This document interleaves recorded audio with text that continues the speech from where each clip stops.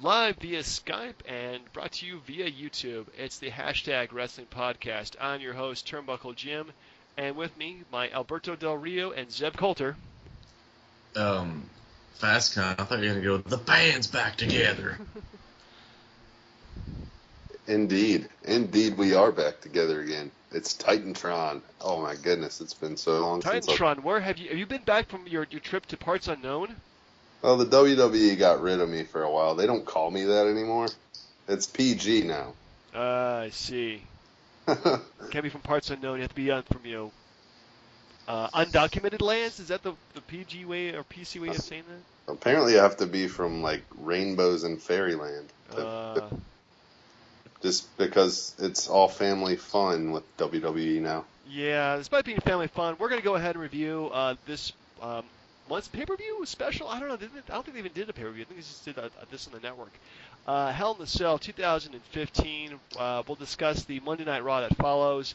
And I guess do our top 5 ways of getting guys over, specifically Roman Reigns, over in today's WWE. So you guys ready to do this? Brother. Brother. All right. Well, I think we didn't do a podcast last week, so we didn't predict them on the podcast, but we did, do predictions beforehand of time. So we're just going to go through the matches, tell us what we thought, go through our predictions. We're going to use the pre-show. That's going to count towards our totals, and then I guess the winner gets to pick something for the loser to watch. Is that how we want to do that? I guess. No, I was confused. I never saw your predictions. I saw mine and Tim's. I never saw yours. I put predictions out there. Yeah. Don't worry, I got a few wrong, so it's not like, I pitched a 1,000 there.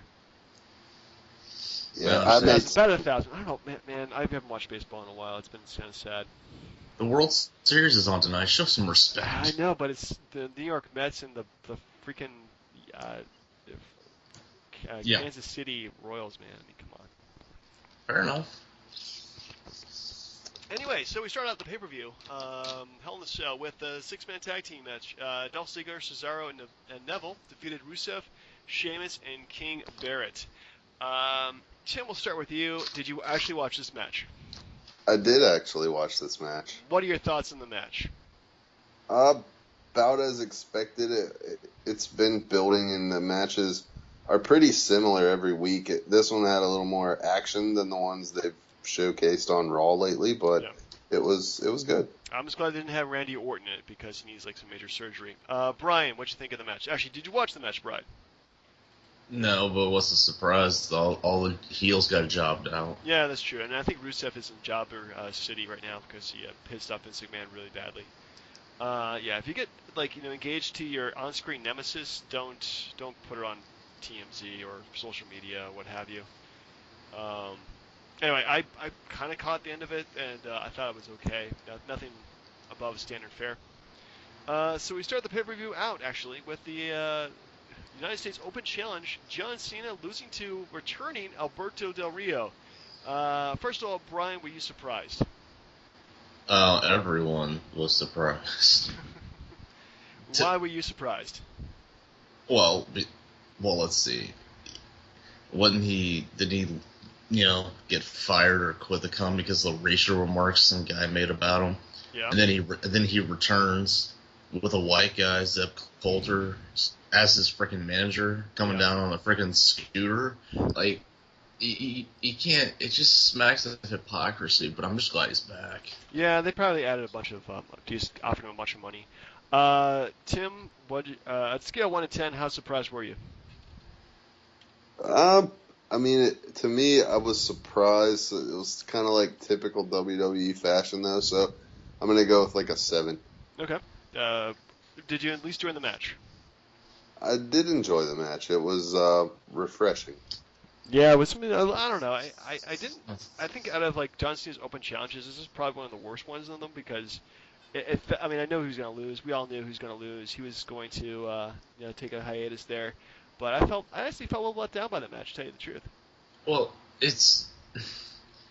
don't worry. I was super happy about it, but at the same time, he lost in under 10 minutes. He lost cleanly. There wasn't some injury angle or anything crazy. He just lost cleanly.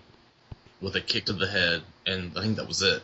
Yeah, he definitely put over Alberto Del Rio, which is good. So, I mean, I'm pretty sure when they said, they brought back Alberto, they said, you're going to have a major title, you're going to beat John Cena, you're going to get in a pay-per-view. I would definitely be intrigued to go back to the WWE that way.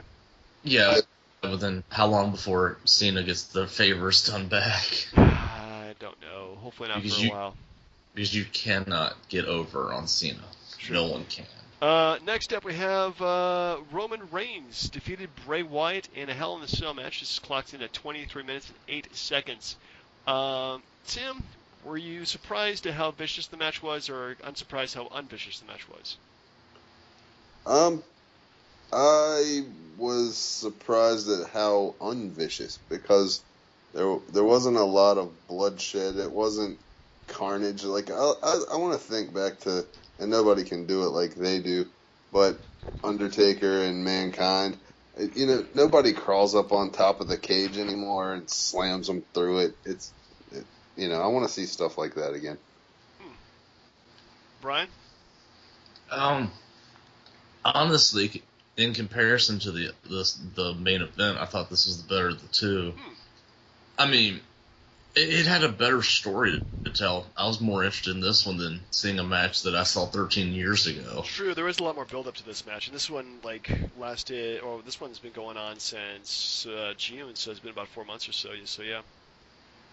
And I mean, I thought the stuff was cool with the kendo sticks and the chairs and everything else. I mean, granted they didn't rip the ring apart, but yeah, there was some new stuff they did that was different. Like, they used the kendo sticks, I thought was pretty nice.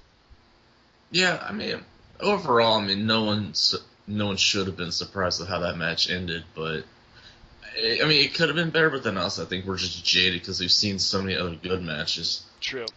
Yeah, I mean, when they done, like, I don't say so many, but they say they're 34 and 35 of number of guys who have been in Hell in a Cell matches. So yeah, they've done a ton of Hell in a Cell matches beforehand, and yeah, there really is nothing new they've done with Hell in a Cell matches. So yeah, there's only so much you can actually present in those matches. Well, I mean, I don't know how much memory you guys have on this, but what's the best Hell in a Cell match? I haven't seen enough of them, I think.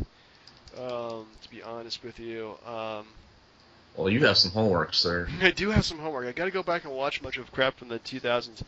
Honestly, to me, the first one I thought was one of the best because it was so unique and different. Shawn Michaels and The Undertaker, and they were doing something completely out of the box by having this giant steel cage. So to me, that was my favorite. But was it really the best one? I don't know. Mankind versus Undertaker was also incredibly vicious too. It was the fancy.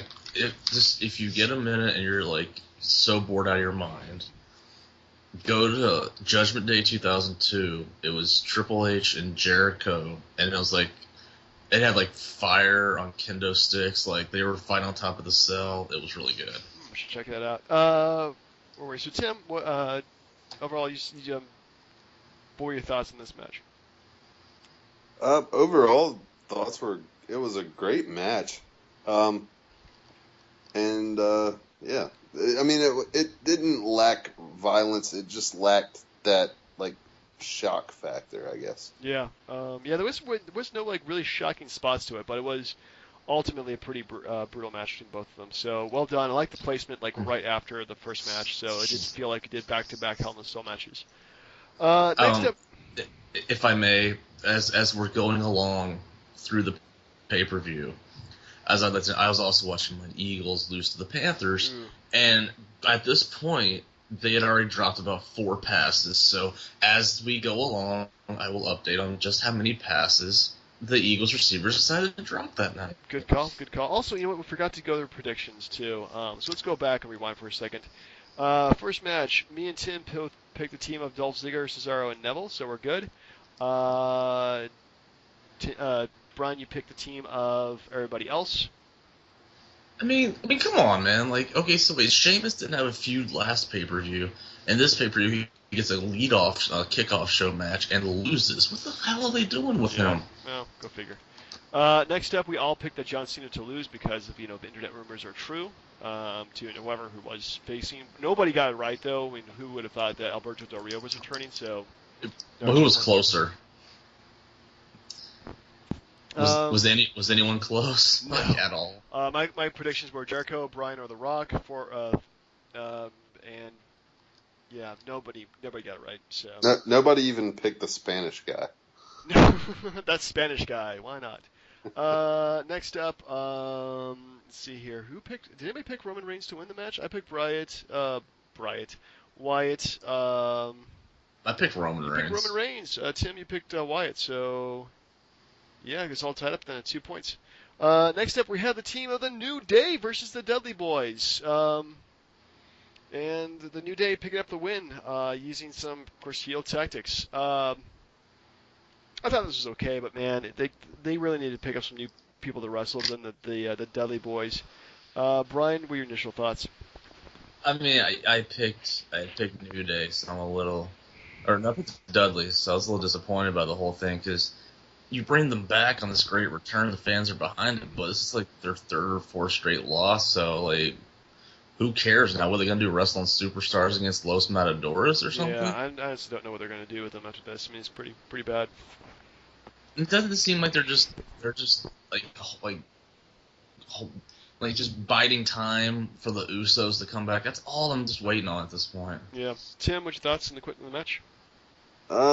Yeah, lackluster. I think like you guys are alluding to, they're just kind of holding the heat lamp over the belts until the Usos come back. Yeah, that's true. But I mean, come on, tell me, like their unicorn thing wasn't pretty good. I do love the unicorn, and I really want that shirt. So you know, I have a birthday coming up next month. If you want to get me something, that shirt would be quite nice. You know what's crazy? Like, because he kept out and saying that like LeBron James was booty or like what is going on with that? I honestly don't know. I think booty means bad. I guess it's slang but for then bad. He likes to shake his, and you want a T-shirt with what? It's funny because we know it's grown men, but to the naked eye, it's gonna look like you have a T-shirt with 3 little black kids on it. That Sally Struthers would be impressed. And we're not racist, of course. It's just a funny coincidence. It just happens to be. Next up, we have the Divas match. Charlotte retaining her title versus Nikki Bella. I thought this is actually one of their better matches, to tell you the truth. But Tim, what were your thoughts on the match? No, it was actually a great match. I thought I like it when the girls get brutal, start slamming each other on the sides of the ring. Yeah. Maybe get them into using weapons or tables or something. Yeah, I mean, they haven't really done any kind of like Divas hardcore matches or anything like that. It's been a while. What was that, Brian? It's been a while. They did one with Trish and Victoria. Yeah, I mean they could do it back in the Attitude Era, but I don't know how well they could do it like today's era too. I mean, because I don't see like the Divas are so small, it'd be really hard to put them through tables. Well, as long as the dude's not doing it, I mean, it's still the product. I mean, what's the difference between 2 guys putting each other through a table and 2 girls doing it? Giggity. Considering even the lightest table, come on. A woman putting another woman through a table is never gonna happen. But it needs to. It really does. It'd have to be made out of like angel hair pasta kind of fiber. Dude, top rope, power bomb. They pre-cut those things anyway, so they give way easier. Just go ahead and set it up, let it happen. Nothing wrong with that at all. Let's see here. Next, so by the way, at this point, the New Day was picked by. Let's see, who picked the New Day? I think I did. And that was it. Everybody else picked the Dudleys, so that's an extra point to me. We all picked Charlotte. I think that's pretty much a clean sweep there for Charlotte. So. Yeah. You know what's crazy though? That freaking. I think when Nikki Charlotte and slammed her and like her shoulders hit against the side of the ring or something. Yeah. I was like, holy! I thought she was gonna fuck up her neck or something. Yeah, there's some spots there. So it's like, how do you not get killed in that spot? So. Well, let me ask you guys a quick question. Do you like it when Michael Cole talks about what wrestlers are tweeting about during the day? Unless it has something to do with the storyline, like really something important, I couldn't pay attention. Like, I don't know. It's open to any question. So I follow lots of those guys on Twitter.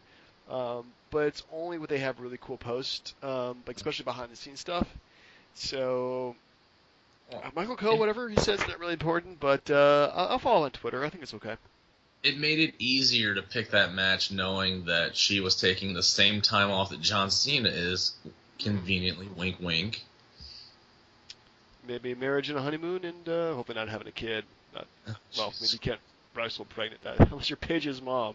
I don't like her, but you don't want to ruin that ass. That is a perk. You really don't. Anyway, so next up we come to the WWE Championship match, which is Seth Rollins versus Kane. I don't know why this is like third to last match. This is, to me, that's unsettling. It should have been like second, I think, but that's what I think about their champion at this day and age. Oh my goodness.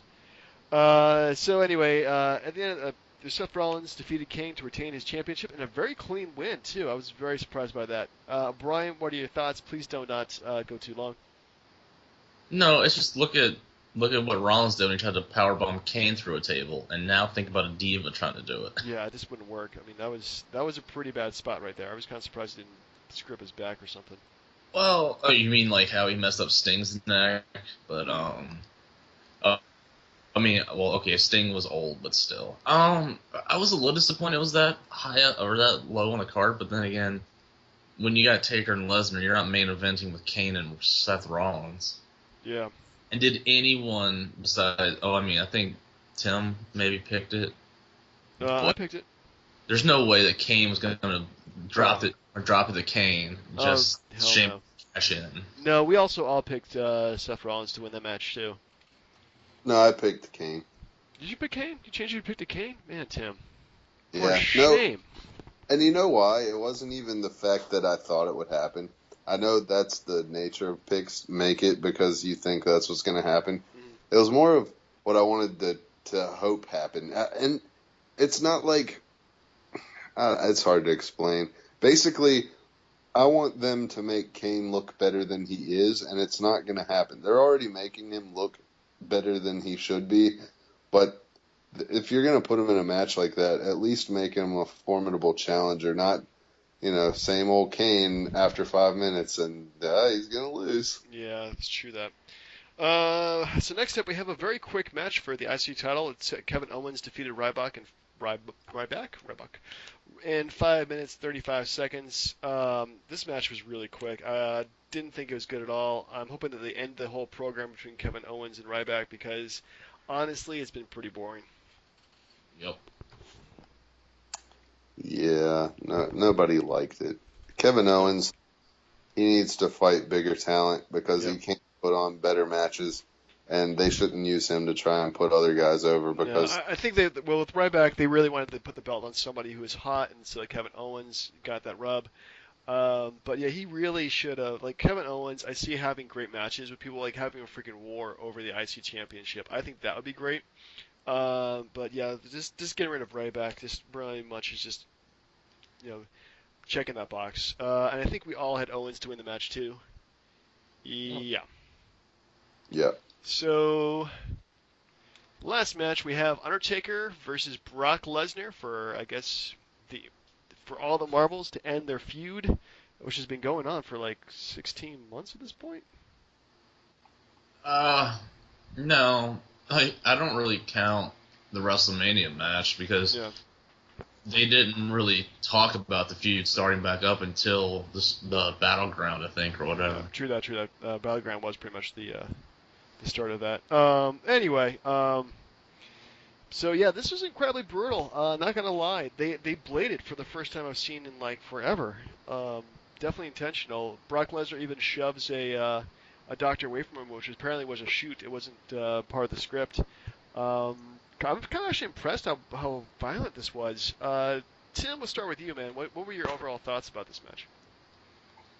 Well, it was good. I liked the blood aspect. It took a little bit of the PG away from it, even though bringing the doctor in put it right back in there. Because in the old days, they would have just had faces of crimson slamming each other. Yeah, there were blood stains everywhere. No, like if you look at like stuff like UFC, that doesn't really get too bloody, but still, just having the doctor come in there, like checking on these guys, I don't know. To me, that kind of sells the brutality. Just like it's such a brutal match, they have to have a doctor go in there to treat these guys. So, except for the fact that by stopping it, the fans were booing because they realized that it's PG era blood and they can't have. But you know who Lesnar's the only one that's been getting away with this because he bleeded like crazy at WrestleMania with Roman Reigns, and here he is with Taker. Yeah, that is kind of interesting that he was able. Well, I mean, he's pretty much given carte blanche in terms of what he can and can't do. So yeah, I'm not really too surprised about that. But wait, is he this generation's Ric Flair? I wouldn't say he's this generation's Ric Flair. It's kind of hard to say what exactly Brock Lesnar is because his position is so unique. Like there really hasn't been like a part-time like wrestler who's been a special attraction before. Like maybe this generation's Andre the Giant, maybe. Well, no, I meant as far as bleeding in every match. Oh, I don't see that comparison. The Crimson Mask. Well, Ric Flair, like you sneeze at the guy and he starts bleeding. So. Yeah, that's true. He bled all the time. I don't know if he is this generation's Andre, who's gonna turn out to be this generation's, hopefully non-racist Hulk Hogan? I have no idea. Roman Reigns. Oh God. Anyway, so final count of the day. Let's see. Tim picked Lesnar. Brian, you picked Lesnar. I picked Taker. So final score at the end of the day. Me and Brian are tied at 6. Tim has got 5. Wait, before we skip it, can we talk about the Wyatts coming out afterwards? Sure, because that's an integral part of the plot, man. Really? Like, does anyone else go, damn it, it's 10:45, the match is over, what the fuck? Yeah, I was kind of expecting it to end right there, but I like the fact that Wyatts came out and did what they did, and that to me that gives some heat for the next feud against the Taker. So I'm actually all in for it. Dude, okay, when Taker came back against Lesnar, you said it was his true resurrection or something. So basically, he's saying his WrestleMania match with Bray Wyatt was crap. So he loses to Lesnar. And now he's going to beat Bray Wyatt again to get whatever he lost back from Lesnar? I mean, come on, man. I don't know. Yeah, I didn't get you there. It's pro wrestling, man. So sometimes you just got to suspend your disbelief. And whatever the rhetoric was, whatever it is, Bray Wyatt is just, killing the Undertaker or whatever. And the only thing that would have made that awesome is if they came out there and then paid homage to him as if he was like the person that they were worshiping and shit. And he turns the Wyatts on Lesnar. As cool as that would be, I just don't see that happening. He'd be like, I can't beat him. I need my minions or buzzards or whatever. It would be a good idea. Damn it. To you, maybe just to you. What? You don't like it? Come on. It's okay. Damn it. So end of the day, let's go with grades in terms of pay-per-view. Brian, you're the most critical of all of us. What would you give that? John Cena losing in 10 minutes, A+. For real?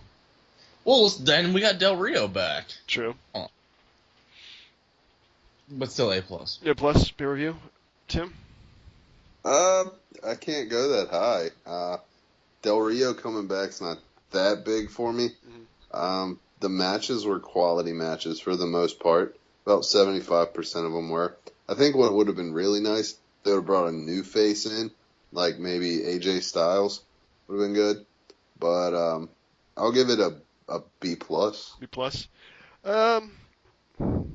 Yeah, I'm gonna go with a B+ too. I think that's probably the safest grade. The matches were quality. Nothing. Maybe Kevin Owens versus Ryback was the biggest disappointment, I thought, which is not too bad. So overall, I mean, I think they did a good job, at least trying to clear up a lot of feuds and belts, and I don't know, it felt like they were kind of clearing out the canvas there, so to speak, in terms of what they wanted to do next for Survivor Series. Would a non-surprising title change have swayed your vote? Mm, Like, I mean, like, I'm not saying Ryback with Owens because no one cares about that, but right. like Kane beating Seth Rollins or something. It depends how he won that. That might actually bump or lower the score depending on how it happened. But I'm happy with that result. I think that they really needed to move the Kane character on for being corporate Kane. So I'm very in favor of that. Indeed. All right, well, moving on to Raw the next night. We're not going to do it blow by blow because that would just take forever. But essentially, they have a kind of a tournament qualifying matches to get in a fatal four-way match for the main event, where the winner would be the number one contender to the WWE World Heavyweight Championship. Start with you, Tim. What were your overall thoughts on Raw? I liked it. I kind of liked Kane coming out there to kind of redeem his brother. I liked the tournament to see the number one contender. It was predictable. I would have liked to see something else. I don't know. There's nowhere else you can go with the rivalry until Reigns and Rollins get their day. But I thought it was a good Raw. I mean, it's about what you expect for an after pay-per-view. You need some sort of storyline change, and they provided that.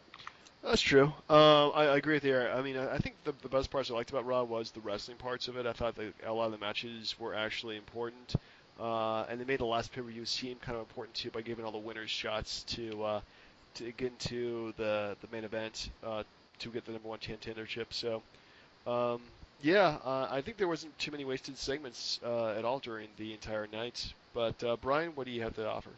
Well, they didn't give all the winners a shot at the title. Well, we're not counting Brock Lesnar. Did they? I missed some of the parts. Did they even address Lesnar winning at the pay-per-view at all? I think they did, and of course it's a brutal match. Yada yada yada yada yada. They did review the match and kind of show you in pictures how it all went down, but they didn't. But I mean, so that's how it works. There's no like update from Heyman or what Lesnar's going to do next or anything like that. No, it's pretty much up in the air at this point. Fair enough. What now? Real quick, what do you think about Zev Coulter saying that he's a Mex-American? Yeah, that really confused me. It's like, are they faces now because they have like a progressive platform, or are they heels because they also do not like anybody else coming to America? Like freaking Alberto Del Rio talked about Neville being like an immigrant or something like that. I am really confused exactly what their position is. If Jack Swagger hadn't got busted, he'd still be doing this spot. Yeah, he would be all over the spot. No, what you guys think? Okay, so you know what's about the tweet, I think, where it was Nikki said that she was going to regroup and come back or something, but you saw what happened. So they win the match, so she basically gets her rematch clause when she shows up again. And then in the meantime, Paige turns and kicks the crap out of Becky Lynch, and Charlotte sets up that match. Yep. No surprises on that one, huh? No, not really. I mean, Paige is honestly like she just goes like back and forth between like face and heel. It's just ridiculous. So, yeah, just let it go one way and keep it that way. Well, the thing that got so you know you were talking about Natalya getting attacked backstage or something. Right. Wouldn't you have just waited for the whole traditional, like GTV footage or some crap where like she's just beating up Natalya backstage? We had a cameraman backstage, saw the whole thing. Yeah, exactly. She's exposed as the fraud, and then she starts beating people up instead of just the way that she just turned on everybody again. Yeah. All right. Yeah, that part kind of I didn't like that. I wasn't a big fan of that. Can we have last thing, and I'm good. Can we have a moment of silence for Randy Orton for the simple fact that he's in a movie with Eric freaking Roberts? Did y'all see the commercials for the Condemned 2? No, I didn't. The only person that's condemned is Randy Orton. In his film career. Well, I haven't seen a Randy Orton film, don't intend to. By the way, another good birthday present would be 12 Rounds, 12 Rounds 3, starring Dean Ambrose. Thank you very much. The Diener. 12 Rounds is the only thing about John Cena I actually liked. That was a good movie. Wow. Well, I haven't seen any of the John Cena films, to tell you the truth. That's kind of weird. Don't watch The Marine. You'll hate yourself. Yeah, I already do if we know that the movie exists. Anyway, so overall grades for Raw. Oh my goodness. Tim, we'll go with you because you're the least critical of all of us. What would you give Raw in terms of letter grade? Give it a B- for my Graw. Your Raw? Yeah. Raw? Nah. Brian? I give it a B or a C. I'm a little disappointed they didn't do like a public firing of Kane or something. Yeah, that was kind of weird. It's just like, yeah, he's no longer in our organization anymore, but he's still in the company, so it's all good. And But the demon is still there, but corporate is gone. So why not just call him Kane? I miss concession stand Kane. I think that was the best iteration of him. That was true. Now Tim's point about like AJ Styles coming out for the Cena challenge. When Triple H said that Rollins had cleaned the slate of all his opponents, that's when an AJ Styles should have come out. Challenging for the belt. I don't know. AJ Styles would probably benefit from going to NXT first and then working that and then coming up. Perhaps. I mean, seriously, it's like you're anybody. You go to NXT first and then you learn their system and then you go up there. I mean, that's probably what's going to happen. Samoa Joe, James Storm, or who else they have down there. I can't wait because they're going to get like at least Austin Aries, maybe AJ Styles, Bobby Roode, basically everyone worth a crap in TNA. Do. It's going to be crazy. This they're taking guys from TNA who I would say made the company successful, but were successes on their own in TNA, and then making hopefully a better product with them. Anybody want Jeff Hardy to come back? Not really. Okay. I don't know. Not a big fan of his as a single wrestler. Yeah. All right. So, anyway, so my grade for Raw right now, actually, I thought I'll give it a B+. I thought it was pretty solid the whole way through. Definitely liked the main event and like a lot of the matches that led up to it. So I was very pleasantly surprised. Yeah, I mean, it wasn't too bad. Maybe I was a little too harsh on it. Maybe you were. Wasn't bad, though. Yeah, it wasn't too bad. So finally, I guess we'll kind of come up with a compiled list of the ways we can actually, like Roman Reigns, he's the number one contender. They spent the entire, part of last year trying to build him up. He wins the Royal Rumble.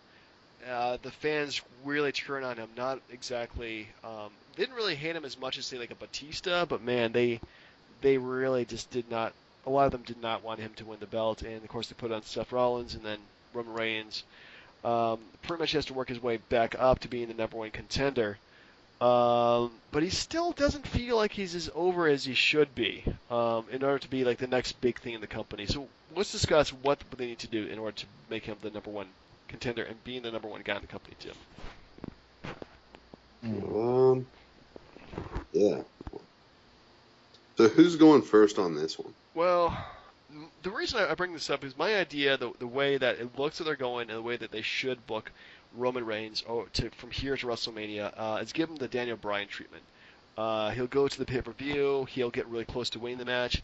He wins by DQ, or Seth Rollins does something sneaky and he loses the match, and he won't get a rematch. And they just kind of string him along until maybe he wins the Royal Rumble. Or he loses the Royal Rumble, but only because they screwed him over, and he continues to try to fight and to get that spot. And then finally, at WrestleMania, we have the payoff where the guy who's been working half a year to get the belt finally wins that belt. That's the story that they really should tell, and they've done it a few times very successfully. Stone Cold Steve Austin twice comes to mind. Friggin' Brandon Bryant, that really got him over. I think if they do something like that. And make him the big underdog, I think that would be the best way to get him over with the fans. Yeah, that's probably true. I mean, we could do other things. We could say, are we doing the top 5? We're going to do a top 5, but, I mean, if you want to throw things out there, let's go with as many as top we can. If we have 2 or 3, that's fine. If we have 10, that's okay too. Just things that come to mind that would help them, get over. Things that would help him get over, I don't know, maybe beating John Cena. They've never actually had a program, have they? I don't think they've ever wrestled each other in a singles match, to tell you the truth, as far as I can remember.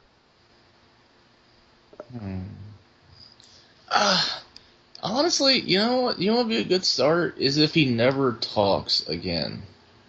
That would not hurt at all. Like him talking, like was it, I think the week before the pay-per-view he talked, and it was just a terrible promo, and he had to lay out the entire history of the feud, and it just did a bad job doing it. Yeah, I don't know. Him and talking are not things that go well together. Here's a plan. Give him frickin' Paul Heyman. Just turn him heel. That might work. Yeah, Paul Heyman was probably the best thing to build up the match for WrestleMania, just by having him talking about Roman Reigns being 2 generations away from being a cannibal. Jesus. Yeah, well, I mean, I think that's really the only thing you can do. Like, I gave you those other things, but, I mean, the fact that he still uses the Shield music, I don't think helps him any. No, he really needs to get away from the Shield gimmick, because Dean Ambrose, new music, new outfit, Seth Rollins, new music, new outfit. Roman Reigns has been living off the Shield, reputation since the Shield broke up. So, yeah, I think he really needs to lose get new music, get new, just get a new look to him. Not a new look overall, but just start coming down the entrance ramp. Don't go through the crowd, stuff like that. I think it would be a good change. If I'm not mistaken, didn't the fans boo once he won the match last night? I'm pretty sure that they were cheering for him. Really? They're just testing the waters to see if fans are done booing him yet. That could be a thing. I don't know. Forgive me, if you're gonna do 25 years of Undertaker, why not give him a retirement match for the title with Seth Rollins? That way, he could say that he put Undertaker and Kane out of the company. Yeah, but that would really hurt Undertaker's, I think, reputation, so they would probably never do that. Well, damn. Oh, well. Damn indeed. Seth Rollins isn't good enough to retire The Undertaker. Well, neither was Shawn Michaels. No, he didn't really have a retirement match. Yeah, he was just going to retire if he lost. Yeah, that's true. Which is a stupid thing to always on the line. Okay. There's not a whole lot he can do. It's because you can't really, because, my idea was just get him away from Dean Ambrose, but that screws him because Dean Ambrose is way over, he's more over than Roman Reigns is. Yeah. So I don't know. It's a head scratcher. Obviously we never booked wrestling. We never actually put into practice what we're preaching here. But to me, it just seems like Roman Reigns to me has just been kind of frustrating because he's got a great look to him. He's definitely improved in the ring, but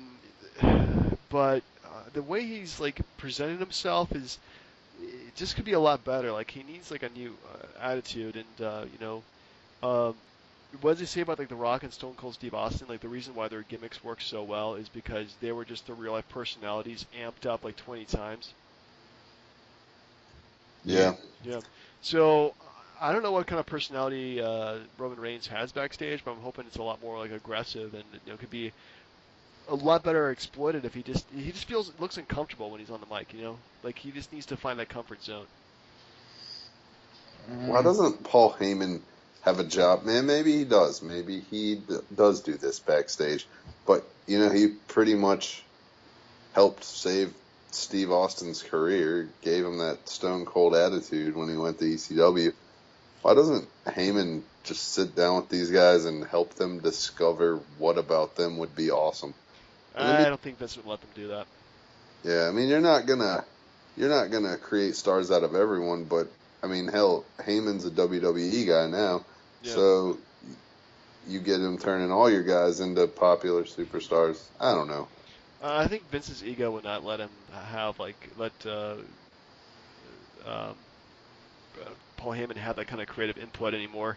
Even the Stone Cold Steve Austin podcast, I think they even asked him about that, and he just says, I just do what I do, and I don't actually I'm not actively participating in the creative side. So, but there'll be. If Paul Heyman ever gets in the show, which would probably be impossible, As we've had a total zero number of guests.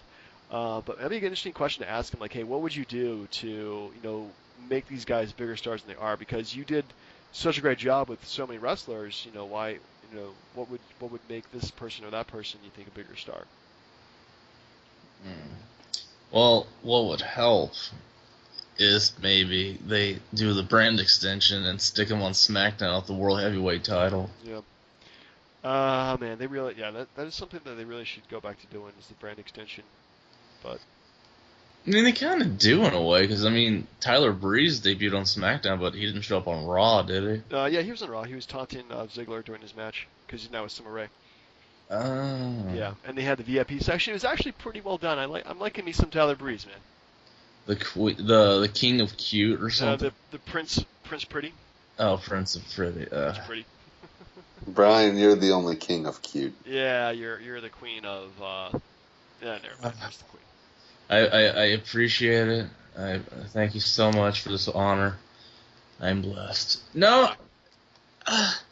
Did you? Doesn't this whole thing just seem pointless in a way? Like, isn't Roman Reigns just going to get the John Cena treatment, which means he's going to win the belt and just be shoved down everyone's throats for years on end? Probably because he's related to The Rock. That could happen. That could be the reason why. Honestly, I don't think his spot is protected though, as well as say John Cena is, or because I think the reason why we haven't had a big another main eventer who's been a babyface is because John Cena has been hogging the spotlight the entire time. Okay, I don't know if you were kidding, but you know that he's not actually related to The Rock, right? Yeah. Okay, I was just making sure. I thought everybody from Samoa is related to The Rock. I thought they were all Rikishi's brother or something. I don't know, man. We gotta do some research in terms of who's related to who, because this is gonna really freaking me out. The Samoan tree is like 3 branches. You don't want to hurt yourself. All I know is stay away from Jimmy Snuka. Oh, that's why there's not 4 branches. Because he killed that branch down. That's right, he did. Anyway, so our schedules are pretty much on hiatus in terms of doing something regularly, but I was hoping, like you mentioned before, Brian, if we ever do this again anytime soon, hopefully it will be sooner than later, is doing a Raw and Nitro from the same night from the Attitude Era. Monday Night Wars. And I thought the one that would be good was the night that Rick Rude was on Nitro and Raw on the very same night. Yeah, I don't know. I think that was kind of a crap one. It was historic. Yeah, it was historic. Nobody else had been on both TV shows at the same time, as far as I know.